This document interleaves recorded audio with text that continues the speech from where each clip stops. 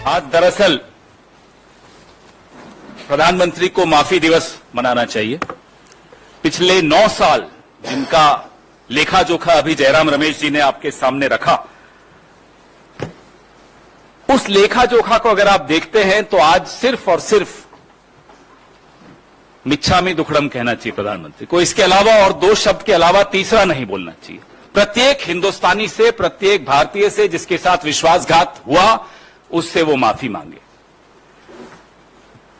जो अगर आप लोग नेटफ्लिक्स देखते हैं, फिक्शनल नॉवेल्स पढ़ते हैं तो लिखा हुआ आता है ये काल्पनिक है।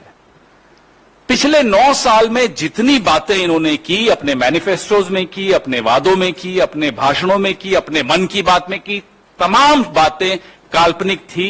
उनका हकीकत से दूर दूर तक कोई लेना देना नहीं था। मेरी और आपकी जिंदगी पर उसका कोई प्रभाव नहीं पड़ा।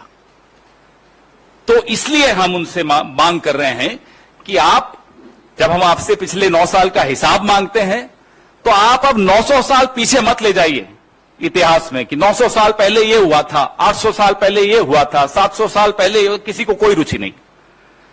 सब यह जानना चाहते हैं कि पिछले 9 साल में आपने क्या किया। जो पेट्रोल 60 रुपए लीटर आपको उस वक्त महंगा दिखता था, आज वो 100 में बेचते हुए कहते हो कि साहब श्रीलंका में देखो कितने में बिक रहा है, पाकिस्तान में कितने में बिक रहा है। 400 रुपए का सिलेंडर यहां 1200 में बिकता है तो आप पलट कर कहते हो कि श्रीलंका में 2000 का बिक रहा है, पाकिस्तान में 2000 का बिक रहा है। यह स्तर बना दिया आपने मेरे देश का। इसलिए आपको माफी मांगनी चाहिए भारत से।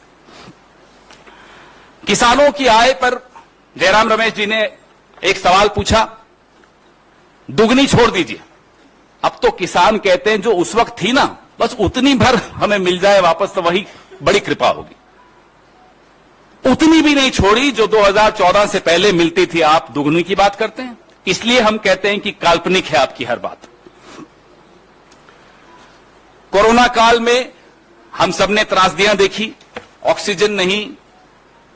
साहब जो थे हजारों की भीड़ इकट्ठी करते थे, शाम को जूम कॉल पे मास्क लगा के बैठ जाते थे।